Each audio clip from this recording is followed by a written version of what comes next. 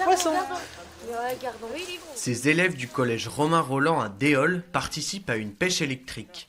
Cette technique étourdit les poissons d'une rivière pour procéder à son inventaire et observer les transformations de la faune aquatique année après année.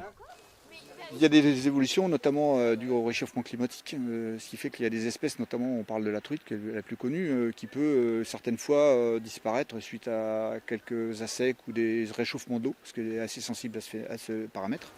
Si la truite est emblématique, elle n'est pas un cas isolé. En Centre-Val de Loire, 25% des espèces de poissons d'eau douce sont menacées d'extinction.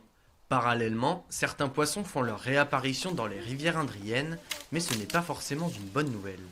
Tous les pêcheurs, quand on les croise, ils nous disent on reprend des verrons, on revoit des verrons. Alors oui, c'est vrai. Maintenant, on est en train de voir que c'est pas forcément peut-être le même verron. Il y a plusieurs souches de verron. Le verron méridional qui remonterait par son aire géographique du sud de la France vers le nord. Par rapport au cours d'eau, par rapport à taille pêchée, non, c'est pas beaucoup. La densité est faible. Le réchauffement des cours d'eau a donc des effets très concrets sur leurs écosystèmes.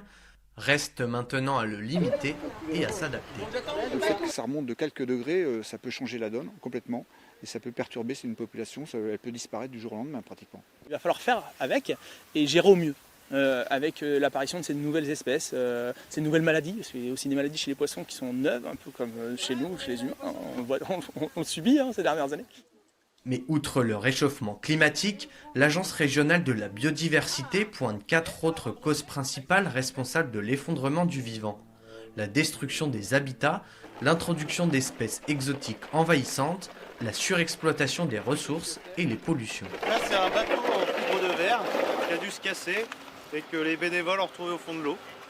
Il y a des petits alevins ou des grenouilles qui peuvent se retrouver piégés et mourir dans l'emballage, mais il y a aussi la pollution que ça génère. Un objet plastique qui va se fragmenter au cours du temps et on va trouver des micro-éléments de plastique qui vont potentiellement aller jusqu'à l'océan et polluer nos océans. On connaît cette problématique aujourd'hui de pollution plastique.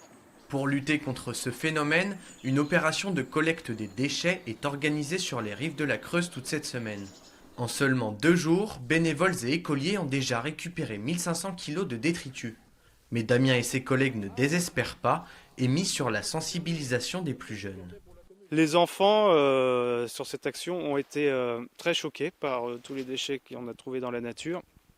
Et ils vont certainement se faire le porte-parole de ce qu'ils ont ressenti ce jour-là. En tout cas, on compte sur eux pour ça, puisque souvent le message des enfants passe mieux que celui des adultes. Si le problème de la pollution nécessite des solutions globales, certaines actions peuvent être adoptées par chacun. Ramasser ses poubelles, trier ses déchets ou encore privilégier les achats en vrac. Ce qu'on met actuellement dans les cours d'eau, dans les forêts, sur les bords des chemins, ça sera là encore après notre départ, malheureusement. Donc il faut vraiment que pour les générations futures, on fasse quelque chose. Déjà qu'on nettoie la pollution existante et qu'on évite d'en rajouter.